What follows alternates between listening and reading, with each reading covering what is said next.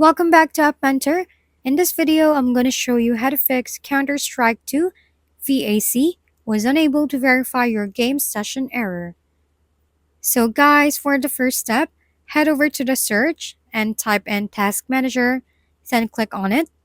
The search I'm talking about is the Windows logo. Once you're in the Task Manager, look for Steam and right-click on Steam and click on End Task.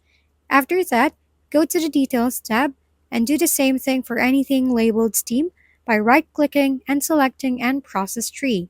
For the next step, head back to the search and type in Steam, right-click on it and select Open File Location. Then right-click on Steam again and choose Open File Location once more. When you find steam.exe, right-click on it and click Properties. Go to the Compatibility tab and check the box for Run this program as an administrator, then click OK. Restart your PC and see if it fixed the problem. Thank you for tuning in to App Mentor. If this video is helpful, please don't forget to like, hit the subscribe button, and leave a comment for any suggestions. See you on the next video!